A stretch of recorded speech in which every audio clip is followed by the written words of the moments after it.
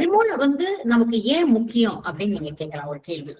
Remove பண்றதால என்ன நடக்கும் அப்படின்னு பாத்தீங்கன்னா, நமக்கு வாழ்க்கையில நடக்கக்கூடிய எல்லா விஷயங்களுக்கும், நல்லதா நடக்கக்கூடிய எல்லா விஷயங்களுக்கும் தடையா இருக்கிறது நம்ம ஆறாவில் இருக்கக்கூடிய டார்க் எனர்ஜி தான். அந்த ஆறாவில் இருக்கக்கூடிய ரிமூவ் ஆச்சுன்னாதான் நமக்கு நல்லது நடக்கும். எனக்கு நல்லது நடக்கிறதுக்காக நான் டிவைன் ஃபயர் சொல்றேன், நான் ஆறா கிளீன் பண்றேன், இடகலாப்பங்களை பண்றேன், மன்னிப்பறிக்கை படிக்கிறேன். இதெல்லாம் படிச்சா ஆறாவது கிளீன் ஆகும்னா ஆகாது. அந்த ரிமோட் சாங் போட்டு அந்த மன்னிப்பறிக்கை படிச்சுட்டு ரிமோட் சாங் போட்டாதான் ஆறாவது ரிமூவ் ஆகும். அந்த ரிமூவ் ஆனதுக்கு அப்புறம் நம்ம பிளஸ்ஸிங் பண்ணாதான் அந்த பிளஸ்ஸிங் உள்ள போகும். ஆறா முழுவதும் டார்க் எனர்ஜி நிறைஞ்சிருக்கு. அப்ப டார்க் எனர்ஜி நடந்தப்போ நீங்க பிளஸ்ஸிங் பண்றீங்க, அந்த பிளஸ்ஸிங் உள்ள போகாது, டிவைன் கனெக்ட் ஆகாது. அதனால நம்ம ஆறா எப்பவுமே கிளியரா இருக்கணும். கிளியரா இருக்கணும்னா ஆறா இருக்கக்கூடிய டார்க் எனர்ஜி ரிமூவ் ஆகணும். எப்பெல்லாம் ரிமூவ் ஆகுனா, எப்பவுமே இன்னைக்கு இப்ப ரிமூவ் ஆச்சு ஆன உடனே நம்ம என்ன தேவைப்படும், திருப்பி நம்ம சேர்த்துக்கிறோம். இப்ப என்னோட ஆறா ரிமூவ் ஆயிருக்கு, டார்க் எனர்ஜி எதுவுமே கிடையாது, பாசிட்டிவ் எனர்ஜி நிறைஞ்சிருக்கு, டிவைன் எனர்ஜி நிறைஞ்சிருக்கு, என் ஆறா கிளீனா இருக்குது. இந்த செகண்ட் நான் நல்லா இருக்கேன், என்னுடைய ஆறா நல்லா இருக்கு. இந்த நேரத்துல நான் அவன் சரியில்லை, இவன் சரியில்லை, அவன் பண்ணது சரியில்லை, அவன் எனக்கு தப்பு பண்ணிட்டான், அவன் எனக்கு கஷ்டத்தை கொடுத்தான், அவன் இன்னைக்கு விளங்க மாட்டான், எனக்கு அந்த அளவுக்கு தப்பு பண்ணிட்டான், இப்படி நான் சும்மா பேசுறேன். உண்மையிலே நடந்திருக்கு, நான் பேசுறேன். அவன் சரியில்லை, என்னை திட்டான், விளைவன் திட்டிருக்கான், அவன் சரியில்லை, உண்மைதான். ஆனா நான் சரியில்லைன்னு பேசினேன் பாருங்க, பேசுனதுனால என்னோட ஆறாம் மாறிடும். நெகட்டிவா இருந்த பாசிட்டிவா இருந்த ஆறா நெகட்டிவா மாறி போயிடும். பேசினாலே நினைச்சாலே மாறிடும். ஏன்னா நம்ம வாட்டுக்கு பத்தி நடக்கணும், அப்பாடி இந்த போட்டு தப்பு பத்தி கிடக்கணும், மைக்கில பேசுறேன், ஆறா மாறிடும். நான் பேச தெரியாம லபோ இந்த மைக் போட்டு கத்திட்டு கிடக்கிறேன், கொஞ்சமாச்சும் கழிவுதான் பேசுறேன், என்னோட ஆறா மாறிடும். ரிமூவ் பண்ணிட்டார் சார். நான் இப்ப தாட்ல நினைச்சேன், எந்த செயலும் செய்யல, நினைச்சேன், ஆறா மாறிடுச்சு. எப்படி மாறிடுச்சு? நெகட்டிவ் மாறிடுச்சு.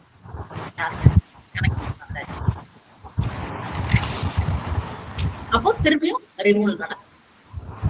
அதுக்காக 24 மணி நேரம் நம்ம பாட்டை போட்டா உட்கார்ந்து இருக்க முடியாது. சோ அப்ப எங்கிருந்து நமக்கு கனெக்ஷன்ஸ் வருதோ, எங்கெதெல்லாம் வருதோ, இப்போ நான் பேசுறேன், கிளாஸ் எடுத்துட்டு இருக்கிறேன், கொஞ்சமா சரிவு இருக்கா, மைக் போட்டு இந்த மாதிரி கத்திட்டு வரான், ஸ்பீக்கர் போட்டு கத்திட்டு வரான்ல, மழை போல போட்டு கத்திட்டு வரான், ஏன் தான் அப்படி பண்றாங்களோ அப்படின்னு நினைச்சா ஆறா நெகட்டிவ் மாறி போச்சு. இதையே நான் எப்படி நினைக்கிறேன்னு பாத்தீங்கன்னா, சரி அவங்க தொழில் அவங்க செய்யறாங்க, அவங்களுக்கு இந்த மாதிரி சுத்தி கத்துறது மூலமா அவனுக்கு காசு கிடைக்கும், அவன் சுத்துறான், அவன் பாட்டு அவன் சுத்தி போறான், அவனுக்கு அந்த வார்த்தை காதல் விடாம நான் என்னுடைய வேலையை பண்றேன் அப்படின்னு நான் நினைச்சேன்னா அது நியூட்ரலைஸ் ஆயிடும். ஏன் இந்த மாதிரி கத்துறதுனால என்ன பிரயோஜனம், இவன் கத்தியே எனக்கு ஒரு வழி பண்ணிட்டு இருக்கனால எந்த பிரயோஜனமும் கிடையாது அப்படின்னு நான் நினைக்கிறேன். என்னுடைய ஆறா மாறிடும். இது அவங்கிட்ட கார்டு வராம இருக்கிறதுக்கு நான் என்ன பண்ணேன்னா, அவன் எப்பவுமே இப்படித்தான் இருப்பான், அவன் செய்யற அவனுக்கு பிடிக்கிறது, அவன் தவறு செய்திருக்கான், உடனடியா ஆப்ரேஷன் பண்ணணும்னு சொல்லிட்டாரு டாக்டர். உடனடியா அங்கிருந்து ஒரு ஐசியூல இருந்து நம்ம கிட்ட, ஐயோ மேடம் வந்து சீரியஸ் ஆயிடுச்சு மேடம், ஏதாவது கொஞ்சம் நீங்க ஹீலிங் கொடுக்க மேடம். ஹீலிங் அந்த வேலை செய்யாது. அவன் ஆறா பாதிச்சிருக்கு, அந்த ஆறா பாதிச்சதுனால அவனுக்கு ஆக்சிடென்ட் நடந்திருக்கு, ஆக்சிடென்ட் நடந்ததுனால அவன் ஐசியூல இருக்கான். அப்ப அந்த ஐசியூல இருக்கிறதுனால நான் உடனே ஹீல் பண்ண அந்த ஹீலிங் அப்செட் ஆகாது. அப்ப அந்த ஐசியூல இருக்கக்கூடிய அந்த வார்டுல இருக்கக்கூடிய அந்த பேஷண்ட் கிட்ட ஃபர்ஸ்ட் அவங்க ஆர்கனைக்கு முன்னாடி நம்ம பேஜ் நம்பர் 7 காட்டணும். 7 காட்டும் போது உடம்புதான் அடிபட்டுருக்க தவிர ஆன்மா அடிப்படல.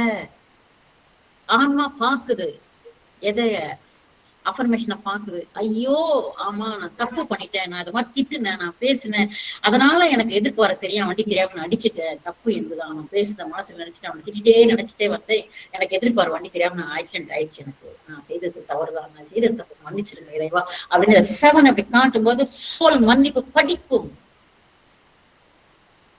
அந்த சோல் மன்னிப்பு கேட்டதுக்கு பிறகு அந்த ஆறா ரிமூவ் ஆனதுக்கு பிறகு அதே ஆபரேஷன் பண்ணா சக்சஸ் ஆகும். வெறும் மாத்திரை கொடுத்தாலும் வேலை செய்யும். அதுக்கு முன்னாடி என்ன ஹையஸ்ட் ட்ரீட்மெண்ட் பண்ணாலும் ரிமூவல் நடக்காம அவங்களுக்கு கிளியர் ஆகும். ரிமூவலுடைய பலன் என்னன்றது நான் எக்ஸ்பிளைன் பண்றேன். ஏன் ரிமூவ் பண்ணணும் அப்படிங்கிற ஒரு வீடு இருக்கு மேடம், காலையில பாட்டு போட்டேன், ரிமூவல் அட்டன் பண்ணேன், பிளஸ்ஸிங் அட்டன் பண்ணேன். நல்லா இருக்கு மேடம், மனசுக்கு சந்தோஷமா இருக்கிறேன், மகிழ்ச்சியா இருக்கிறேன் அப்படின்னு நான் சொல்றேன். அப்படின்னு நினைக்க பக்கத்து வீட்டுல இருந்து ஒரு 10 பேர் வராங்க. என் பொண்ணு கல்யாணம், என் பையனுக்கு கல்யாணம், இடத்தையே ஒன்று ஸ்கூலுக்கு தேங்காய் பழம் நீங்க கண்டிப்பா வாங்க அப்படிவாங்க. நல்லா படிச்சுட்டு வீட்டை நல்லா பண்ணி வச்சுக்கிறீங்க, பரவாயில்ல மேடம், உங்க வீட்டுல ஒரு செடி வச்சிருக்கீங்க, சூப்பரா இருக்கு மேடம், எந்த மரத்துல வாங்கினீங்க, எங்க கண்ணு போட்டீங்க, எங்க அந்த நாத்து வாங்கினீங்க, அது பேசிட்டு போயிட்டாங்க. பேசிட்டு அப்படியே போயிட்டாங்க மேடம். 10 பேர் வந்தாங்க, வேற ஒண்ணும் செய்யல, பத்திரிக்கை கொடுத்தாங்க, பத்திரிக்கை வாங்கினேன், வீடெல்லாம் நல்லா இருக்குங்கன்னாங்க. நானும் சந்தோஷமா சிரிச்சுட்டு ஒரு டீயை கொடுத்து அமிச்சிட்டேன். அப்படி போனாங்க. வேலை இருந்து வீட்டுக்காரர் தூங்கி எழுந்துச்சு வராது. கொஞ்சமாவது அறிவு இருக்கா, நடக்கிற இடத்துல இந்த குப்பையை போட்டு வச்சுக்கிறது, எடுக்க வேண்டாமா நீ அப்படின்னு பேசுவார். உண்மையிலேயே அந்த குப்பை இருந்திருக்கலாம். சத்தம் போடுறாரு, என்னாச்சு இப்பதானே தூங்கி எழுந்துச்சு கீழே வந்துட்டு இருக்கிறீங்க, அதுக்குள்ள அங்க கத்தாட்டி என்ன, குப்பை பாட்டுக்கு அதுக்கு நீ இறங்கி நடந்து வர வேண்டியதானே அப்படிங்கிறாரு. எப்போ நடக்கிற டைலாக் தான். எதனால அவருக்கு காலையில் எழுந்துச்சு அந்த டென்ஷன் ஆச்சுன்னா, இந்த 10 பேர் அது நல்லா இருக்கு, இது நல்லா இருக்கு, அப்படி இருக்கு அப்படின்னு அந்த நெகட்டிவ் அதை பேசிட்டு போனாங்க இல்லையா, அந்த கனெக்ஷன் அந்த இடத்துல சூழ்ந்து இருக்கு. அந்த அந்த நெகட்டிவ் கனெக்ஷன் மேல இருந்து கீழே இறங்கி வராருல, அந்த எனர்ஜி அவரோட கனெக்ட் ஆனதால 50 பேர் அவர் கத்திட்டே கீழே வருவார். இதுதான் நல்லதாங்க அந்த மனுஷன், எப்பவுமே பேச மாட்டானே, இன்னைக்கு என்ன இந்த மாதிரி கத்துறாருன்னு நினைப்பேன். ஆனா அவர் கத்தல, அங்க இருக்கக்கூடிய டார்க் எனர்ஜி அவரோட கனெக்ட் ஆயிட்டு அவர் பேச வைக்குது. உடனே நீ என்ன பண்ணணும் அப்படின்னு பாத்தீங்கன்னா, நல்லா இருந்து வீட்டுக்குள்ள 2 பேர் அவர் கத்திட்டாவது நம்ம சும்மா இருக்குமா, நம்ம ஒரு கத்து கத்துவோமா, அவர் ஒரு கத்து கத்துவாரா, பிரச்சனை பெருசாகுமா, இதெல்லாம் ஆஸ் யூஷுவல் நடக்கக்கூடிய பிரச்சனை. இந்த பிரச்சனை என்ன பண்ணலாம்னா, அவர் கத்திட்டு வர தெரிஞ்சு போச்சு, நமக்கு டென்ஷன் ஆயிரம் தெரிஞ்சு போச்சு. வீட்டுக்குள்ள தூங்கி எந்திரிச்சோன்னு எப்பயுமா டென்ஷன் ஆக மாட்டாரு. அப்ப எதனால இவர் பாதிச்சிருக்கான்னு பாத்தீங்கன்னா, இந்த 10 பேர் போன ஒரு எனர்ஜி லெவல் இங்க இருக்கு பாத்தீங்கன்னா, அது இறங்கி வரும்போது அவர் கனெக்ட் ஆயிருந்தாங்க பண்ணாரு. உடனே மாடு எடுத்து ஆறா கிளீன் பண்ணுங்க, வீட்டுக்குள்ள எனர்ஜி எல்லாம் ரிமூவ் ஆகட்டும், எல்லா இடத்தையும் சுத்தமா பண்ணுங்க. அடுத்த 10 நிமிஷம் நார்மல் ஆயிடும். ஏன் ஆறா கிளீன் பண்ணுறதுக்காக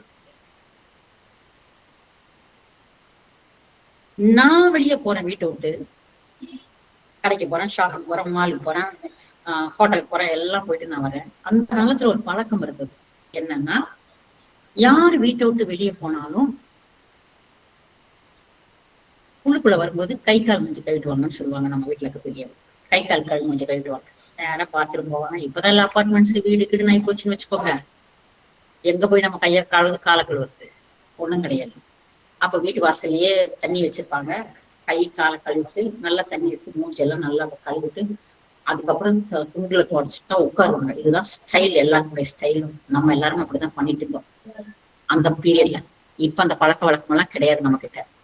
அந்த கை கால் மூஞ்சி கழுவிட்டு வரும்போது எந்த விதமான நெகட்டிவ் எனர்ஜி கனெக்ஷன்ஸ் எதுவா இருந்தாலுமே மறைமுகமா வீட்டுக்குள்ள வரும்போது தண்ணிக்கு ஒரு பியூர் பண்ற தன்மை இருக்கு. ஆட்டோமேட்டிக்கா நம்ம கிட்ட இருக்கக்கூடிய 6ஆம் லெவல்ல இருக்கிறத அந்த மாதிரி கழுவி கிளியர் பண்ணும்போது கொஞ்சம் ரிமூவ் ஆயிடும். ஆக்சுவலா கொஞ்சம் ஃப்ரெஷ்ஷா நம்ம உட்காந்து இப்ப கையும் கழுவுறது கிடையாது, காலம் கழுவுறதே வீட்டுக்குள்ள வரோம். அப்படி வீட்டுக்குள்ள வரும்போது நான் நல்லா தான் இருந்தேன். கிளம்பும்போது ஆபீஸ்ல இருந்து கிளம்பும்போது நல்லாதான் வந்தேன். வழியில நான் மாலு ஷாப்பிங் கீப்பிங் எல்லாம் போயிட்டு வந்தோம்னா வீட்டுல இருந்து உட்காந்துருக்கிறேன். உள்ள வந்தோம்னா இந்த வீட்டுல என்னைக்குமே விட போறது, என்னைக்குமே ஒழுங்காக மாட்டேங்கிறேன், என்னத்தையும் திரும்ப மாட்டேங்களா, எதான் ஒரு கத்துறீங்களா, எதான் செய்யணும், என்னத்தையும் ஒண்ணு நான் பேச ஆரம்பிக்கிறேன். தாங்க பத்தீங்க, அதுக்குள்ள ஏன் லபோ லபோ லபோன்னு கத்துறீங்கன்னு கொண்டாட்டி கேட்பான். நமக்கே தெரியாது நம்ம ஏன் கத்துறோம், நமக்கு முடியல, இருந்தாலும் நம்ம கத்துறோம். காரணம் என்ன, வழியில நீ எங்கெல்லாம் போயிட்டு வந்திருக்கிறியோ அங்க இருக்கக்கூடிய கனெக்ஷன்ஸ் எல்லாம் உன்னை அறியாம கூட பின்னால் ஓட்டிட்டே வரும், உன் ஆறாவை கனெக்ட் பண்ணிட்டே வரும். கனெக்ட் பண்ணிட்டு உங்க கூட இருக்கிறதுனால இந்த பிரச்சனை, இந்த கத்துறதுக்கு காரணம் அதுதான். அப்ப வீட்டுக்குள்ள வந்த உடனே இது மாதிரி ஒரு எமோஷன்ஸ் இருக்கா யாருக்காவது, அம்மாவோ அப்பாவோ யாருக்கோ பையனுக்கு இருக்குதான், உடனே அவங்க என்ன வேணாலும் கத்தி போடலாம். நீ தூரமா இருந்தா அவங்களுக்கு ஒரு ஆறா கிளீன் பண்ண அடுத்த நிமிஷம் அவங்க சரியாயிடுவாங்க, அவ்வளவுதான். ஆறாளுக்கு ரிமூவ் ஆயிடும். என்ன கனெக்ஷன்ஸ் அவங்களோட கனெக்ட் ஆனாலும் ரிமூவ் ஆயிடும். நான் அமைதியா இருக்கேன். இப்பதான் பிளஸ்ஸிங் முடிச்சிருக்கேன். இறைவா உனக்கு நன்றி அப்படின்னு உட்கார்ந்துருக்கேன். நல்ல உணர்வோட இருக்கிறேன். என் மனசு இந்த அமைப்புல இருக்கும்போது பக்கத்துல இருந்து ஒரு ஆண்டி வராங்க. உனக்கு பிரச்சனை தெரியாதுக்கா, எங்க வீட்டுக்கார பொண்ணு கூட்டி அடிச்சுட்டாக்கா, காலையில ஒரு பிரச்சனை இல்லக்கா, இந்ததான் செஞ்சு அதுதான் செஞ்சு ஒரு சட்னி அரைக்கிறதுக்கு சாம்பார் வச்சதுக்கு இது மாதிரி சண்டை வந்துச்சுக்கா, அடிச்சுட்டாக்கா, எனக்கு என்ன செய்யறது, இருக்கிறதா வாழ்றதான்னு தெரியலக்கா, சாகரலாம் முடிவு பண்ணிட்டாங்க வராங்க. இறைவா நன்றி, நான் உட்கார்ந்து பாருங்க என்னோட மனநிலை. இந்த மனநிலையில என்னால வாழவே முடியிருக்கா, நான் சாகிறதே மேல் நினைச்சிட்டேன். எங்க வீட்டுக்கார அவ்வளவு டார்ச்சர் பண்றாருக்கா. எனக்கு பக்கத்து வீட்டு சொன்ன உடனே என் ஆறாம் மொத்தம் மாறி போச்சு. ஏன்னா அவ எமோஷனல் அப்படியே இறக்கிட்டா என் மேல. அவ இறக்குறாலும் இல்லையோ நான் ரிசீவ் பண்ணிட்டேன். என்ன ஆச்சு அவ்வளவுதான். இறைவா நன்றி சொல்வேன். இப்போ இந்த மனநிலையில முடியாது, சொல்ல முடியாது. ஆனா எமோஷன் டிரான்ஸ்ஃபர் ஆயிடுச்சு. டிரான்ஸ்ஃபர் ஆக நீ வாங்கிட்ட. அவ பிரச்சனை சொல்றா, அப்படியா அவ பிரச்சனை அப்படியே இருக்குதா, விடு அதெல்லாம் இருக்கிறதா, இதெல்லாம் ஒரு பிரச்சனை, இதுக்காக ஏன் நீ கஷ்டப்படுற, நீ இப்போ அதை பண்ணு இதை பண்ணு சரியாயிடும், இதுக்கு ஏன் நீ வருத்தப்படுற, விடு ஏதாவது ஒரு பிரச்சனை நான் பாத்துக்கிறப்போ இப்போ வேலை பாரு அப்படின்னு சொன்னா கனெக்ஷன் ஆகாது. ஐயோ அப்படி நடந்து போச்சா, நீ ஏன் கஷ்டப்படுற, நீ ஏன் இப்படி அழுகுற, நீ எதுக்கு இப்படி ஒரு முடிவு இருப்பியா, இதுக்காக நீ அழுவியா முடிப்பியா அப்படின்னு அந்த எனர்ஜியோட நீ கனெக்ட் ஆகிட்டீங்கன்னா அவங்க எனர்ஜி மொத்தம் நமக்குள்ள டவுன் ஆயிடுச்சுன்னு அர்த்தம். உங்களுடைய ஆறா மாறிடுச்சுன்னு அர்த்தம். எமோஷன் டிரான்ஸ்ஃபர் ஆயிடும். அவங்க கிட்ட எமோஷன் டிரான்ஸ்ஃபர் ஆயிடுச்சு. உனக்கு அவ நிம்மதியா இறக்கி வச்சு கொட்டிட்டு நம்ம கிட்ட கொட்டிட்டு அவ போயிட்டா. அவ கொட்டின எமோஷன் என்கிட்ட இருக்கு. பையன் வரான், நான் எந்த பாவம் பக்கத்துல பொம்பளை எவ்வளவு கஷ்டப்படுறான், தாலி என் தான் போய் டார்ச்சர் பண்றான், மாமியார் வேற போய் கொடுமைப்படுத்துறான், பாவம் என்னைக்கு தான் பெரிய காலம் சாவர அளவுக்கு முடிவுபட்டா பாவம் அப்படின்னு நான் பாட்டு உட்காந்து பண்ணாத்திட்டு இருக்கிறேன். பக்கத்து வீட்டுக்காரி பத்தி அந்த நேரத்துக்கு என் பையன் ஸ்கூல்ல இருந்து வரான். மா என்னம்மா செஞ்சிருக்கிற இன்னைக்கு ஈவினிங், எனக்கு எனக்கு ஸ்நாக்ஸ்மா எனக்குன்றான். அது ஒன்றாண்டா அவனுக்கு குறைச்சல, தினம் ஸ்நாக்ஸ் அவங்க அப்பா நான் வாங்கி வச்சுட்டா போயிருக்கிறான். ஒண்ணும் இல்லை, ஏதோ ஒன்று பொண்ணு குழம்பு ரசம் வச்சு சாப்பிடா, எனக்கு ஒண்ணு செய்யற மூடு இல்லடா இன்னைக்கு. காலையில செஞ்சு வைக்கிறேன்னு சொன்னல, காலையில இருந்து மூடுல சொன்னடா, இப்ப எனக்கு மூடு இல்லடா, நீ போய் ஏதோ ஒன்று செஞ்சு கை கால் போட்டு அதே போல இந்த பிஸ்கெட் பாக்கெட் 2 பிஸ்கெட் சாப்பிட்டு. யார் காரணம்? பையன் தப்பா, நான் தப்பா, என்னோட ஒன்றுகள் தப்பா, எங்கிருந்து வந்துச்சு எனக்கு? ஆமா நான் என்னவே கேட்கலமா, எனக்கு பசிக்கணும், நான் தான் சொல்லிட்டு அந்த பிஸ்கெட் பாக்கெட் சாப்பிட்டு போடாது, எனக்கு நீ என்ன பண்ண முடியாதா. பார்த்தா கொஞ்ச நேரம் கை காலட்டோம்னா நேரம் போய் விளையாடி விட்டு ஆச்சேன். பக்கத்து வீட்டுல ஆண்டி வந்து ஒரு கேக் கொடுத்துருப்பாங்க. ஆண்டியில கேக் கொடுத்தாருமா நான் சாப்பிடுவேன். நீ போய் சாப்பிட்டியா, பக்கத்துல சாப்பிடு, பக்கத்து போய் சாப்பிடு, உனக்கு பக்கத்துல கேக் கேட்குதாடா உனக்கு, அவன் பசி கொடுத்த போய் சாப்பிட்டுருப்பான். யார் தப்பு இதெல்லாம்? நடக்குதா இல்லையா வாழ்க்கையில? எமோஷன் எப்படி ஒண்ணுக்கு ஒண்ணு கனெக்ட் ஆகுன்றது பாரு. இது தனியா ஒரு ஸ்பீச் ஒரு சப்ஜெக்ட் வேண்டாம் எமோஷனுக்கு. நம்ம சொல்ற வார்த்தைகளை மாத்தினாலே போதும். எமோஷன் வருது நம்ம சொல்லக்கூடிய வார்த்தைகள் இருந்து தான் வருது. எனக்கு மட்டும் இந்த வேலை கிடைக்காம இருந்தா, என்ன சொன்ன, எனக்கு மட்டும் இந்த வேலை கிடைக்காம இருந்தான்னு நினைச்சு நான் வருத்தப்படுவேன். எமோஷன். நான் மட்டும் இந்த வீடு கட்டி இருந்தேன்னா எவ்வளவு நல்லா இருந்திருக்கும். கட்ட முடியல, என்னைக்குதான் கட்டுவோம் அப்படின்னு ஒரு எனர்ஜி வைக்கிற பாருங்க. என்னால எதுவுமே பண்ண முடியலன்னு போது அது கமாலே போயிட்டு ஃபுல் ஸ்டாப் வராது. எப்போ ஒரு விஷயம் கமால போகுதோ அது வந்து அந்த எமோஷன்ஸ் நம்மளோட கனெக்ட் ஆயிட்டு இன்க்ரீஸ் ஆயிட்டு நம்மளோட வந்துட்டே இருக்குன்னு அர்த்தம்.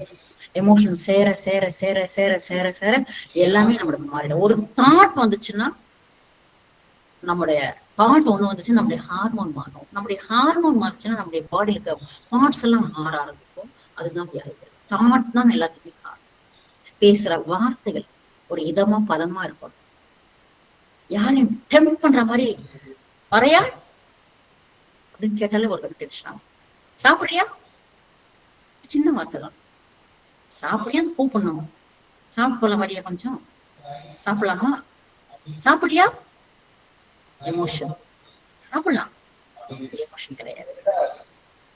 சொல்ற வார்த்தை எவ்வளவு வந்து கரெக்டா இருக்குன்னு பாருங்க.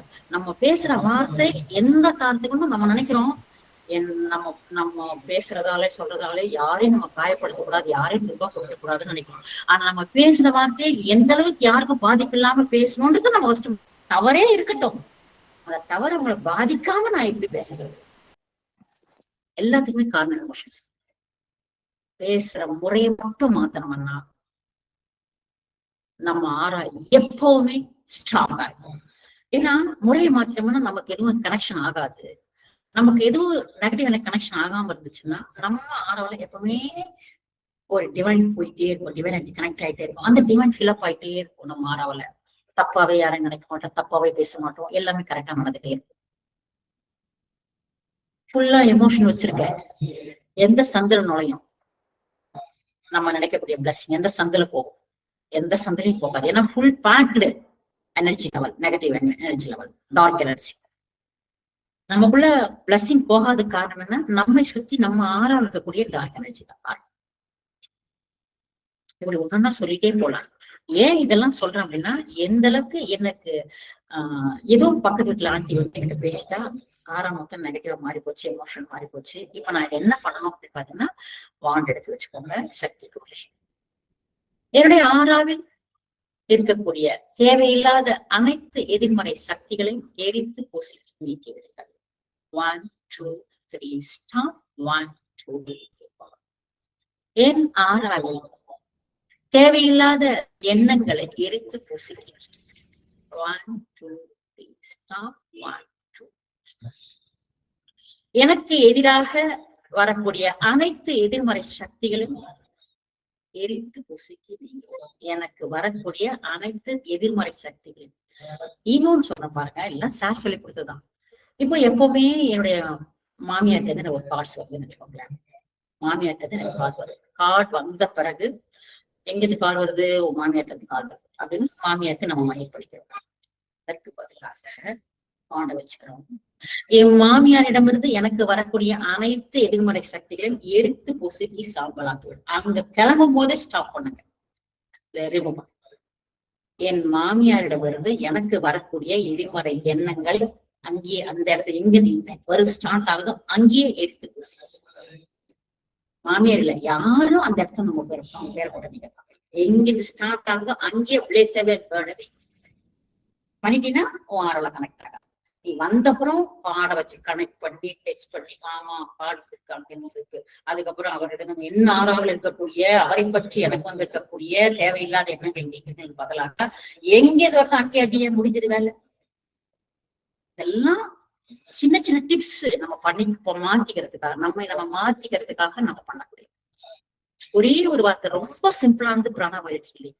ஒன்ன மட்டும் ஒரே ஒரு லாஜிக் மட்டும் யூஸ் பண்ணுங்க. எப்படி சரிப்படுத்திக்கணும், என்னை நான் எப்படி சரிப்படுத்த, என்ன செஞ்சா நான் சரியாயிடுவேன், அதுக்குண்டான வழியில என்ன காட்டித்தராங்க எங்களுக்கு பிராணாயாமம். அந்த பாயிண்ட் மத்தவங்களை சரிப்படுத்துறாங்க. திங்க் பண்ணாலே நீங்க கேட்டு போயிருக்கீங்க. திங்க் பண்ணாலே போதும். மத்தவங்க நான் எப்படி மாத்திரம் நினைச்சாலே போதும், நீ எமோஷன் ஆயிடுவே வாரங்கிட்டு. மத்த நீ மாத்தவும் முடியாது, நினைக்கவும் முடியாது, சொல்லவும் முடியாது. மாத்திரத்த முடியுமா? யாராவது ஒருத்தரை மாத்திருப்பாங்களா? மாத்த முடியுமா? அப்படி மாத்திருந்தா எல்லாரையும் சிவாசார் நம்ம எல்லாரையும் மாத்திட்டு இருப்பாரு. முடியாது. அப்படி நம்ம தான் மாறணும்ன்ற எண்ணம் நமக்கு வந்தா அது கூட எத்தனை கிளாஸ் எடுத்தாலும் எத்தனை ரிமூவ் பண்ணாலும் எத்தனை பண்ணாலும் நான் மாறணும், நான் என்னைக்கு நினைக்கிறனோ அன்னைக்குத்தான் அந்த ரிமூவ் வேலை செய்யுமே தவிர நான் மாறணும்ன்ற எண்ணம் எனக்கு கிடையவே கிடையாது. நான் ரிமூவ்ல உட்கார்றேன், என்னைக்கு வேலை செய்ய ஒரு தாட் நமக்கு வரணும், இன்னொரு தாட் நமக்கு வரணும். அதுதான் ராஜ்குமார் சொன்னார் பாத்தீங்களா, என்னுடைய ஆழ் மனதில் இருக்கக்கூடிய தேவையில்லாத எண்ணங்களை இருத்தி பொசுக்கி சாம்பலாகும்.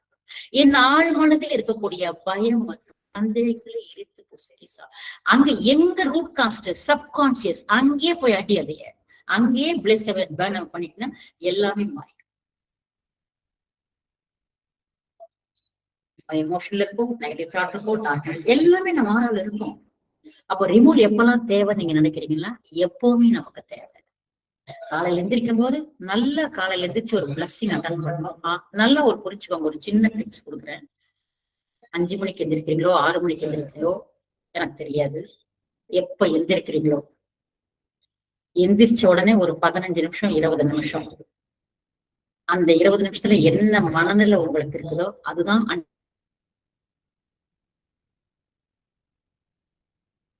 எமோஷன். அந்த எமோஷன் பிளஸிங், அந்த பிளஸிங் பிளஸிங், அந்த பிளஸிங் அல்ல டார்க் என்ன அந்த 15 நிமிஷத்துல நீ நினைக்கிற எந்திரிச்ச உடனே நீ என்ன நினைக்கிறியோ அதுதான் அன்னைக்கு நைட் வரைக்கும் உங்களுடைய வாழ்க்கை. எந்திரிக்கும் போது கர்மம் பிடிச்சவன் காலங்காத்தால போனை பண்ணி தொலைச்சுட்டான், ஏன் தான் பண்றானோ இவன் இன்னும் எந்திரிக்கலையா, எப்ப எந்திரிச்சு எப்ப டீ போடுவாளோ நமக்கு தெரியாது. மனசுங்க தூங்க விடுறாங்களா அந்த ரூம் அவளை போல நேற்று போன வச்சுட்டு கத்திருக்காங்க. என்ன கொடுப்போமோ என்ன வீடாப்பா, இது அத்தனையும் எந்திரிச்ச 10 நிமிஷம் நல்லா நினைச்சிட்டேன். அவ்வளவுதான். இது நினைச்சு நம்ம பிக்ஸ் பண்ணியாச்சு. இன்னைக்கு காலையில எழுந்திரிச்சு பிக்ஸ் பண்ணியாச்சு. இப்ப காலையில எழுந்திரிச்சோன்னே இன்னைக்கு 5 தேதின்றதை இப்படி கிழிச்ச உடனே இன்னைக்கு தேதி 6ன்னு அது காட்டுது. இன்னைக்கு முழுவதும் இந்த 6 தான் நிற்கும். 5 கிழிச்சாச்சு, 6 தான் நிற்கும். அதே மாதிரி நீ காலையில இந்த 10 நிமிஷம் இத்தனை பத்தி நினைச்சேன் பாரு, இதுதான் இன்னைக்கு சாயந்தரம் வரைக்கும். என்ன பண்ணாலும் அந்த எனர்ஜியை ஒட்டிதான் உன்னுடைய லைஃப் ஸ்டைல் போக இன்னைக்கு முழுவதும். அன்னைக்கு காலையில இருந்து சாயந்தரம் வரைக்கும் நீ என்ன வேலை செஞ்சாலும் காலையில எந்திரிச்சோன்னா என்ன தாட் லெவல் நினைச்ச அதை ஒட்டிதான் அந்த லைஃப் ஸ்டைலே இருக்கும். அன்னைக்கு முழுதும் அப்படிதான்.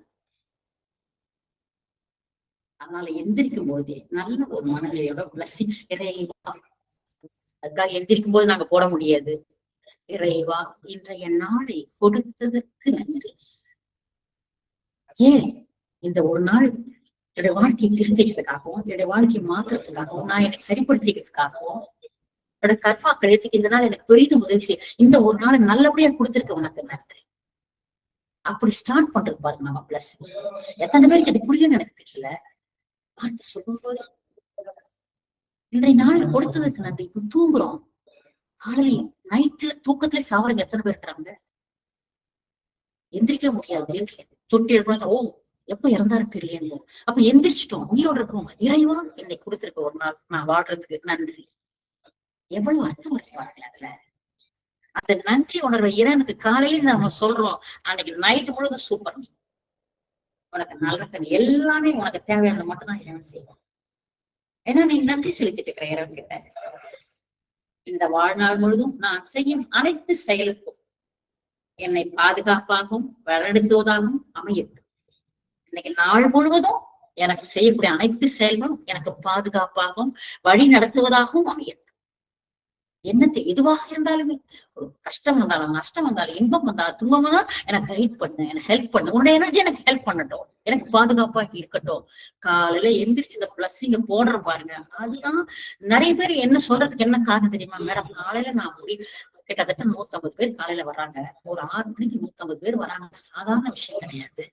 சோ அதுல உட்காரும் போது அந்த வார்த்தைகள் அவங்களுக்கு அர்த்தமே புரியுதோ இல்லையோ நமக்கு தெரியாது. ஆனா படிக்கிறாங்க பாத்தீங்களா, அந்த படிக்கிறதுடைய வார்த்தையோட அர்த்தங்கள், அந்த எனர்ஜி, வார்த்தைக்கு அர்த்தம் கூட தெரியாது. நிறைய பேர் மேடம் நீங்க சொன்னா நம்ப மாட்டீங்க, தமிழ் ஆளுங்க மட்டும் இதுல கிடையாது மேடம். ஹிந்தி, மராத்தி, குஜராத்தி, இது மாதிரி அதர் லாங்குவேஜ்ல இருக்கிறாங்க. நான் கூட கேட்பேன், எப்படி மேடம் உங்களுக்கு தமிழ்? மேடம் உங்களுக்கு தமிழ் இல்லை மேடம், நீங்க படிக்கிற வார்த்தையோட எனர்ஜி எங்களுக்கு நல்லா இருக்கு, அர்த்தம் புரியாதெல்லாம் எங்களுக்கு நல்லா இருக்கு.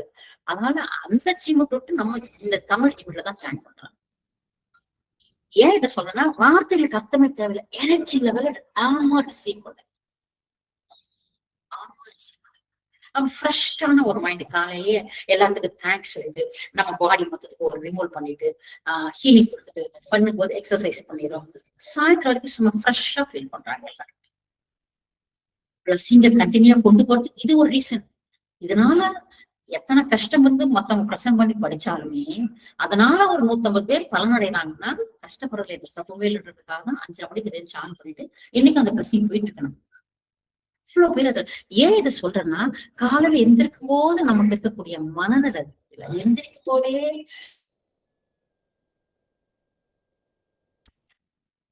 என்ன பண்ணா, அவன் யார்கிட்ட பண்ணா, பேப்பர்ல யாருக்கு எங்க பஸ் செஞ்சது இல்ல வேணும் இல்ல சொல்ல வரல. காலையில எந்திரிச்சதை பாக்காதீங்க, மீடியா மட்டும் நிறுத்துங்க. காலையில மேடம் நாட்டு நல்லா மேடம் தெரிஞ்சுக்கிறது, நாட்டு நிலவரம் உனக்கு தேவை வேணும் தான், அப்புறமா வச்சுக்கோ, 10 மணிக்கு வச்சுக்கோ. காலையில 6 மணிக்கு நான் இதை இன்ஸ்டால் பண்றேன், லோட் பண்றேன், நைட் வரைக்கும் சொல்லுங்க. அதுக்கப்புறம் அந்த எனர்ஜி ஏத்திட்டு எனர்ஜி மாத்த முடியும். அதுக்கப்புறம் நீ என்னதான் இறைவா உனக்கு நன்றினாலும் அந்த எனர்ஜி மாறாது மேடம். ஃபுல் ஃபோர்ஸ்ல ஏத்தி வச்சிருக்கீங்க. ஈரான் ஏவுகணை விட்டாச்சுப்பா, என்னாச்சுப்பா, எத்தனை பேர் செத்தாங்க, எங்க நீ எங்க ராக்கெட் விட்டா, எங்க போய் குட்டிச்சுப்பா, உனக்கு தேவையா இது தேவை வேணும்னு சொல்லலாம், தப்பா நினைச்சுக்காதீங்க யாரும். இதை ஏத்திடுங்க. அதுக்கப்புறம் இறைவா இன்றைய நாளை கொடுத்ததுக்கு நன்றினா எங்கிருந்து நினைச்சு விடும் நமக்கு சொல்லுங்க. எந்திரிச்சோம்னா ஒரு சங்கல்பம் பண்ணுங்க, இந்த செல்போனை நான் தொடறது இல்லை, ஒரு 7 மணிக்கு நான் பார்க்க போற குடும்பம் ஒண்ணும் நம்மளுக்கு கிடையாது மேடம். நம்ம ஒண்ணும் அந்த போன் அட்டன் பண்ணா நம்ம கோடிக்கணக்கில் லாஸ் ஆகிற பிசினஸ் ஒன்றும் நம்ம பண்ணல மேடம்.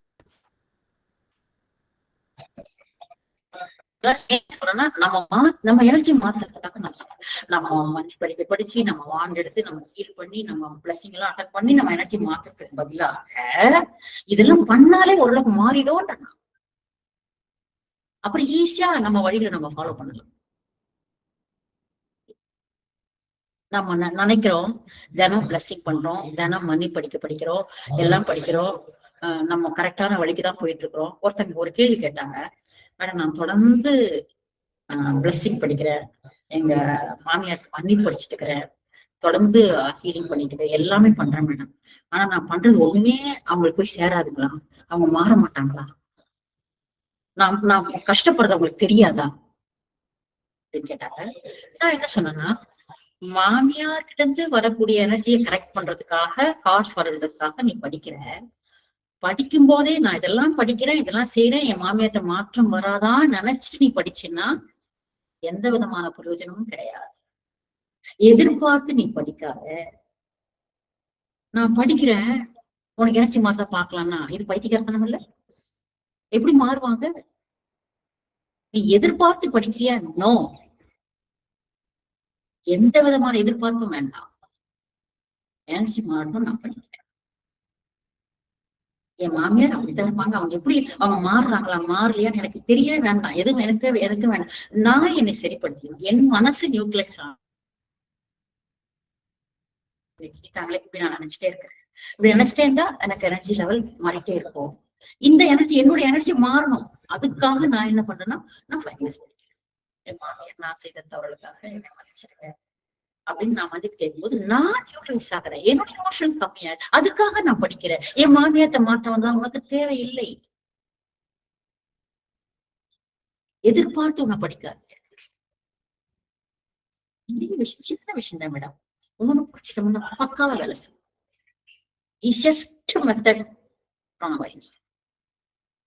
எல்லா இடத்துக்கும் போயிட்டு வந்ததுடைய ஒரு அமைப்பு தான் உங்களுக்கு நான் எக்ஸ்பிளைன் பண்றேன். ஒரு மன்னிப்பு, ஒரே ஒரு மன்னிப்பு, ஒரே ஒரு வார்த்தை.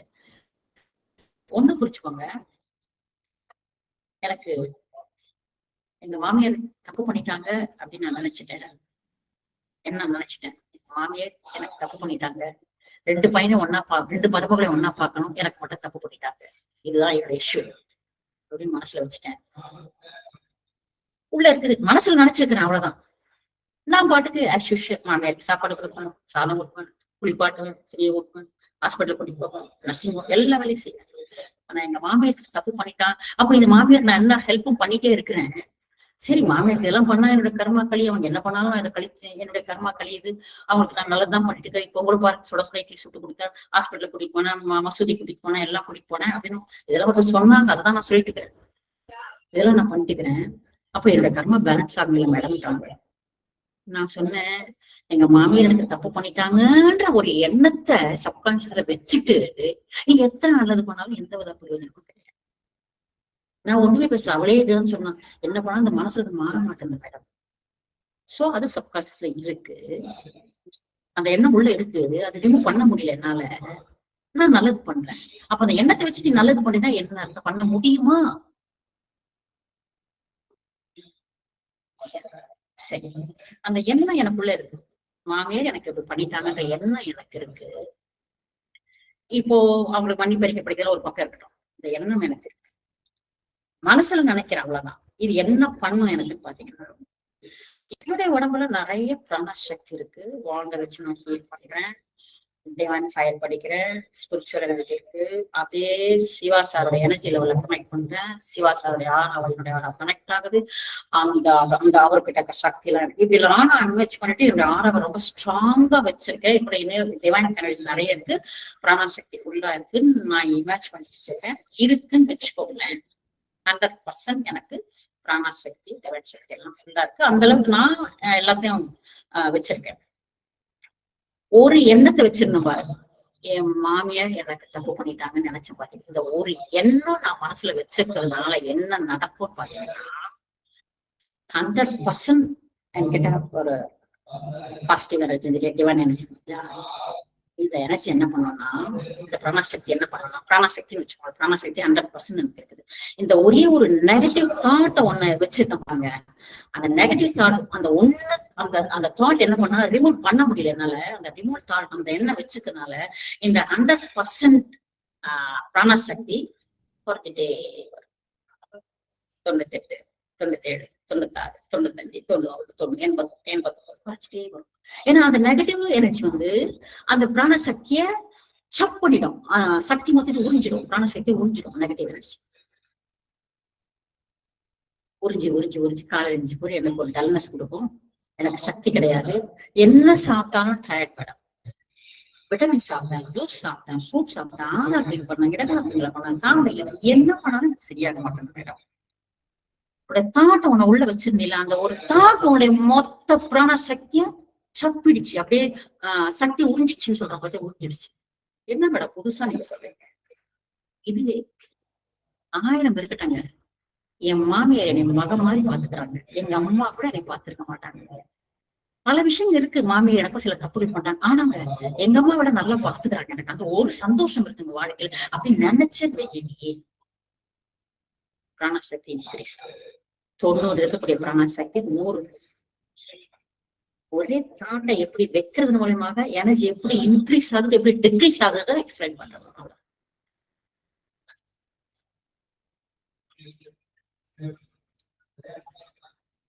இல்ல நான் சொல்றது புரியுதுங்களா உங்களுக்கு?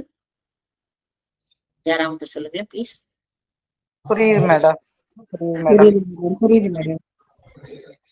சின்ன சின்ன விஷயம் ஒரு விஷயத்த உள்ள போட்டுட்டீங்கன்னா அந்த உள்ள போறதுனால என்ன நடக்குன்னா, நீ கொஞ்சம் கொஞ்சமா சேர்த்து வைக்கிற பத்தியா, அந்த சேர்த்து வைக்கிற சக்தி என்ன சக்தி, பிராணசக்தி சக்தி. அந்த பிராணசக்தி என்ன பார்க்கணும் கம்மியாயிட்டே வரும். இது எக்ஸாம்பிள் சொல்றேன். நம்ம வீட்டுல வயரிங் கனெக்ஷன் எல்லாம் லைன்லாம் எலக்ட்ரிஷியன் சொல்லுவாங்க, மேடம் நீங்க பிளக்க போட்டு ஆன் பண்ணி வச்சீங்கன்னா நீங்க யூஸ் பண்ணாலும் கரண்ட் போயிட்டே இருப்பாரு. சொல்றானா இல்லையா? பிளக்க ஆன் பண்ணிட்டீங்க, சார்ஜ் பின்ன வைங்களேன். நீங்க சார்ஜ் பண்ணாதான் நமக்கு ரீடிங் போடும், வயரிங் கனெக்ஷன் போயிட்டு இருக்கோம் நம்ம நினைப்போம். நான் சார்ஜ் பிடிக்கிறேன். இப்போ சுவிட்ச் ஆன்ல தான் இருக்கு. நீ இதை யூஸ் பண்ணாட்டா சுவிட்ச் ஆன்ல வச்சுக்கிறியா, அதுக்கு ஒரு கனெக்ஷன் போயிட்டா செலவாயிட்டா ஜீரோவா, அதுக்கு ஒரு கனெக்ஷன் போயிட்டா. எதை சுவிட்ச் ஆன் பண்ணி வச்சிருந்தாலே சாதாரணமா நீ இப்ப ஏசி இருக்குது, ஏசி நீ ஆஃப் பண்ணல, ஆன்ல தான் இருக்குது. பட் ஏசி சுவிட்சை நான் ஆன் பண்ணல. சோ ஏசியுடைய இது வந்து கம்ப்ரஸர் தான் ஆன்ல இருக்கு. பண்ணி இருக்கிறது அதுக்குள்ள நினைச்சு போயிட்டே இருக்கும், அந்த கரண்ட் போயிட்டே இருக்கும். அதே மாதிரி உங்ககிட்ட ஒரு தாட் இருந்து நெகட்டிவா வச்சிருந்தீங்கன்னா உங்களுடைய பிராணசக்தி ஆகும். பாசிட்டிவா ஒரு தாட் வச்சிருந்தீங்கன்னா உங்களுடைய பிராணசக்தி இன்க்ரீஸ். எதை வைக்கணும் நீ முடிவு பண்ணு. பிராணசக்தி சேர்க்கறது எப்படிங்கிறத நம்ம பல வழியில பார்த்திருக்கோம். வாண்ட வச்சு ஹீல் பண்றோம். வாண்டது ஒரு சக்தி வருது, சூரியன் கிட்ட சக்தி வருது, சந்திரன் சக்தி வருது, இயற்கை கிட்ட சக்தி வருது. கேட்டு வாங்குறோம். எதுவுமே வாங்காம நம்ம கிட்ட பண்றது எப்படி? எந்த விதமான ஒரு தவறான எண்ணத்தையும் டார்க் எனர்ஜியும் உள்ள வைக்காம இருந்தோம்னா நம்ம பிராணசக்தி ஃபுல்லா அப்படியே அப்படி சூப் நிற்கும். அதை நிக்க வைக்கிறது என்ன வழி? நெகட்டிவா எப்படி நினைக்கிறது, அதே விஷயத்த பாசிட்டிவா எப்படி மாத்துறது. அவ்வளவுதான். கோயில்ல போய் வேற சாமி நான் பாஸ் ஆயிடும், சாமி நான் பாஸ் ஆயிடும், சாமி நான் பாஸ் ஆயிடும், பாஸ் ஆயிட்டேன். அதே சாமிகிட்ட இன்னொரு பையன், நான் சாமி நான் ஃபெயில் ஆகக்கூடாது, சாமி நான் ஃபெயில் ஆகக்கூடாது, நான் சாமி நான் ஃபெயில் ஆகிட்டான். முறை பாஸ் ஆகுறத எப்படி கேட்கறான்? ஃபெயில் ஆகக்கூடாது அப்படின்னு அவன் கேட்கறான். ஃபெயில் ஆகக்கூடாது பாஸ் ஆகணும்னு அர்த்தம் அவன் புரிச்சுப்பானா? கேட்கறத ஒழுங்கா கேளு. இன்னைக்கு அவன் பாஸ் ஆகணும், பாஸ் ஆகணும், பாஸ் ஆகணும், பாஸ் ஆகணும் கேளு. நான் ஃபெயில் ஆகக்கூடாது, ஃபெயில் ஆகக்கூடாது, ஃபெயில் ஆகக்கூடாது, ஃபெயில் ஆயிடுவேன். அவ்வளவுதான். இதான் மேடம் நடந்துட்டு இருக்குது நம்மளுடைய வாழ்க்கையில. இது நடக்கக்கூடாது, நடக்கக்கூடாது, நடக்கக்கூடாது, நடந்துடும். ஒரு விஷயத்தையும் நம்ம அப்படிதான் திங்க் பண்றோம். இந்த பாஸ் பெயில மட்டும் நினைச்சுக்கோங்களேன், உங்களுக்கு கரெக்டா நினைச்சேன். நினைக்கிறது எப்படின்னு தெரியாம மாத்தி நினைக்கிறதுனால எல்லாத்தையும் டவுன் ஆயிட்டு வருது. சரி, இப்போ மாமியார் பத்தி எனக்கு இருக்கக்கூடிய இந்த நெகட்டிவ் எனர்ஜி இருக்கு இல்லையா, என்னை என்னை எனக்கு துரோகம் பண்ணிட்டாங்க, தப்பு நினைச்சிட்டாங்க, தங்க மாட்டேன் என்ன நடந்துக்கிறாங்க, இருந்தாலும் எனக்கு தப்பு பண்ணிட்டாங்கன்னு நினைச்சிட்டு இருந்தா பாரு. இந்த எண்ணத்தை அப்படியே மனசுல வச்சுட்டு இருந்தோம்னா என்னோட பிராண சக்தி கம்மியாகும், என்னோட தாட் லெவல் இன்க்ரீஸ் ஆகிட்டே இருக்கும். இதுக்கு பதிலாக எனக்கு எல்லாமே நல்லது பண்றாங்க, ஆனா ஒரு சின்ன சொத்து பிரிக்கல ஒரு தவறு பண்ணிட்டாங்கன்ற வாதி வச்சிருந்த பாத்தீங்களா, அதை நான் எரேஸ் பண்றதுக்கு என்ன பண்ணணும்னு பாத்தீங்கன்னா, நியூட்ரைஸ் பண்றதுக்கு நான் என்ன பண்ணணும்னு நினைச்சு பாத்தீங்கன்னா, மாமியார் கிட்ட அதே மாமியார் கிட்ட நீங்க வாண்ட வச்சு பேசலாம். மன்னிப்பறிக்கை மாமியார் பேரை போட்டு படிச்சா கூட அந்த எஃபெக்டா இருக்கிறது இல்ல சார். வாண்ட் எடுக்கிறீங்க, என்னோட மாமியார் நினைக்கிறீங்க, மாமியார் நினைக்கும் போது மாமியார்கிட்ட சோல் நம்ம இந்த வான் கிட்ட என்ன பேசுறோம், இது சொல்ற விஷயத்த இந்த வான் யார நினைச்சு நம்ம பேசுறோமோ அந்த ஆன்மா கிட்ட போய் இந்த விஷயத்த சேர்க்கிறோம். நல்லதுக்கு மட்டும்தான் யூஸ் பண்ணணும். இப்போ எங்க மாமா அப்படின்னு நினைச்சேன்னா எனக்கு ஒரு 10 மாமா இருப்பாங்க. தாய் மாமா, 10 மாமா, 7 மாமா, சின்ன மாமா, பெரிய மாமா, 10 மாமா இருப்பாங்க. ஆனா மாமா அப்படின்னு நான் நினைக்கிற வார்த்தை சொல்றேன் இல்லையா, அந்த மாமா அப்படின்னு சொல்லும்போது எந்த மாமாவை நான் மனசுல நினைக்கிறனோ அந்த மாமா கிட்ட நான் என்ன சொல்றேன் அந்த விஷயத்த போய் சேர்க்கிறோம். இதுதான் வானுடைய வேலை. அதே போல மாமியார் திங்க் பண்ற நினைக்கும் போதே நீ என்ன சொல்லி மாமியார்ட்ட போய் சேர்க்கணுமா, என்ன பண்ணாலும் நீங்க எனக்கு செய்த தவறு என் மனசுல பதிச்சிருச்சு, என்னால மாத்த முடியல. எத்தனையோ நல்லது என்ன தாய் மாதிரி நீங்க பாத்துருக்கீங்க, என்ன மாத்த முடியல. ஆனா இன்னில இருந்து நீங்க செய்த அனைத்து உதவியும் நான் நினைச்சு பாத்துக்கிறேன். இது ஒரு சின்ன தவறு தான் நீங்க பண்ணிக்கீங்கன்னா இதை பெருசு பண்ணிக்க மாட்டேன். நான் மனசார இந்த விஷயத்த நான் அக்செப்ட் பண்ணிக்கிறேன். நான் இதோ போன ஜென்மத்துல என்னுடைய மருமகளுக்கு போன ஜென்மத்துல நான் செஞ்சிருப்பேன், அதை நீங்க செய்யறீங்க. ஆனா நீங்க எனக்கு பண்ண தவிர எனக்கு அது நல்லதுன்னு நினைச்சு நான் ஏத்துக்கிறேன். ஏதோ ஒரு காரணத்துக்காக நீங்க இப்படி பண்ணிருக்கிறீங்க, நீங்க பெரியவங்க, உங்களுக்கு எல்லாமே தெரியும், ஏதோ ஒரு காரணத்துக்காக இது பண்ணிக்கிறீங்க. ஆனா நீங்க செஞ்ச இந்த முறையை நான் அக்செப்ட் பண்ண நான் ஏத்துக்கிறேன், எனக்கு இது கிடைச்சதே போதும். எத்தனையோ நல்லது நீங்க பண்ணிக்கிறீங்க, அதான் அதை நான் பெருசா இருக்க மாட்டேன், என்னை மன்னிச்சிடுங்க, நீங்க என்னை மன்னிச்சிடுங்க, நான் உங்களை மன்னிச்சிடுறேன், முடிஞ்சது. இந்த மன்னிப்பு இந்த மாதிரி கேட்க நினைக்கும் போது அந்த தாட் லெவல், சப்கான்சியஸ் இருக்கக்கூடிய தாட் லெவல் மாறும். ஒரு நாள் படிச்சா மாறாது சார், தொடர்ந்து ஒரு ரிப்பீட்டடா ஒரு 3 நாளாச்சும் படிக்கணும். எப்பவுமே மன்னிப்பு அறிக்கப்படும் போது, இப்போ இதே எக்ஸாம் வச்சுக்கோங்களேன், இப்போ எப்படி மன்னிப்பு படிக்கணும்ன்றதுக்கு நான் எக்ஸாம் சொல்றேன். இப்போ 15 வயசு காலேஜ் படிக்கிற பையன் போறான், இறைவா எப்படியாவது இந்த எக்ஸாம் கரியர்ஸ் எல்லாம் நிறைய வச்சு எப்படியாவது இந்த நான் பாஸ் ஆகி, நான் அது படிக்கிறதுனால எல்லாரும் எனக்கு யாரும் நினைக்கிறாங்க, எனக்கு வேலை கிடைக்க மாட்டேங்குது, சினிமா பேசுறாங்க, எங்க குடும்பத்தை நான் காப்பாத்துவேன், எங்க அப்பா எனக்கு கிடையாது, எங்க அம்மா தான் இருக்கிறாங்க, எப்படி இந்த படிப்பு முடிச்சு நான் வேலைக்கு போய் எங்க அம்மா நான் காப்பாத்தணும், எப்படியாவது நீ என்னை பாஸ் பண்ண வச்சிருன்னு கேட்கறான். எவ்வளவு ஆத்மார்த்தமா அந்த ஆன்மா கேக்குது இறைவன் கிட்ட, மனதார ஆத்மார்த்தமாக எப்படியாவது நான் பாஸ் ஆனேன், என் குடும்பத்தை காப்பாற்றணும். அவன் அந்த ஆன்மா உணர்வு புரிந்து மன்னிப்பு கேட்கிறானா இல்லையா, அதே மாதிரி நீங்க கேட்கக்கூடிய மன்னிப்பு உன் ஆன்மா லெவல்ல நீங்க செய்த தவறுக்கு மன்னிப்பு கேட்டீங்கன்னா உங்களுக்கு பிராய்ச்சித்தம் கிடைக்கும். நீங்க மன்னிப்பு படிக்கும் போது நீங்க 3 முறை சொன்னீங்க மேடம், நான் படிச்சுட்டேன் மேடம். நீங்க ரிமூவ்ல உட்கார சொன்னீங்க, நான் உட்காந்துட்டேன் மேடம். நீங்க எங்க வீட்டுக்காரர் படிக்க சொன்னீங்க, நான் படிச்சுட்டேன் மேடம். ஒண்ணுமே நடக்காது மேடம், அந்த நேரத்துக்கு ரெமெடி கிடையாது. எப்படி திங்க் பண்ணணும் நீங்க பாத்தீங்கன்னா, நிறைய வழிகளை ஃபாலோ பண்ணிப்போம், நிறைய முறைகளை ஃபாலோ பண்ணிக்கிறோம், எல்லாத்துக்கும் அந்த நேரத்துக்கு ஒரு ரெமெடி கிடைக்குது. இதுவும் மன்னிப்பு அறிக்கைன்னு ஒரு விஷயத்தை கொடுக்குறாங்க. இது காசு பணம் நம்ம கொடுக்கல, படிக்க சொல்றாங்க, பார்க்கலாம். நம்ம செய்த தவறுகளுக்கு மன்னிப்பு தானே கேட்க சொல்றாங்க. எவன் கையில போய் நம்ம ஓட வேண்டாமே, ஒருத்தர் ஒரு ரூம்ல ஓரமா உட்காந்து மன்னிப்பு கேட்டா போதும்னு சொல்றாங்கல்ல, வாழ்த்த மன்னிப்பு கேட்கறனாலதானே. சரி, நம்ம கஷ்டப்பட்டுக்கிறோம், கொண்டாட்டி கஷ்டம், புள்ள கஷ்டம், சொத்து பிரச்சனை, இத்தனை பிரச்சனை இருக்கு, மன்னிப்பு ஒண்ணு கேட்டா சரியாடே சொல்றாங்க, சோ நம்ம மன்னிப்பு கேட்டு பார்க்கலாம் அப்படின்னு ஆமா லெவல ஃபர்ஸ்ட் நீங்க இதை உணரணும். மன்னிப்பு கேட்டா இதெல்லாம் நமக்கு நடக்கும்பா, கேட்டுதான் பார்க்கலாமே அப்படின்ற எண்ணம் நீ மன்னிப்பு கேட்கணும்.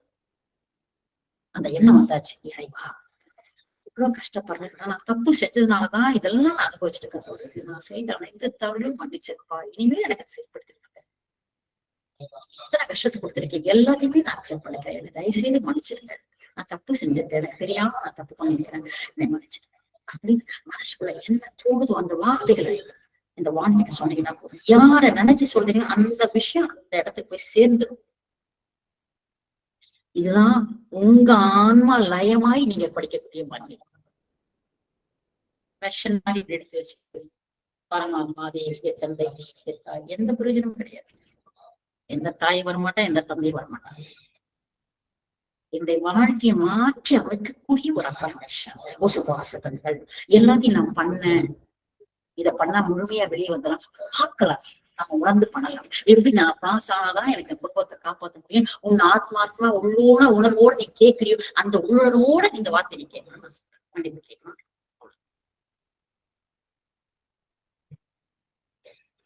இது வரைக்கும் எப்படி இருந்தாலும் பரவாயில்ல, இனி இந்த முறையை மாத்தி ஒரு ஹாஸ்பிட்டல்ல அப்பா மகனும் போறாங்க, ஆக்சிடென்ட் ஆயிட்டு அப்பா வந்து மகன் ஹாஸ்பிட்டல்ல அட்மிட் ஆயிட்டு ஐசியூல அப்பா வராரு.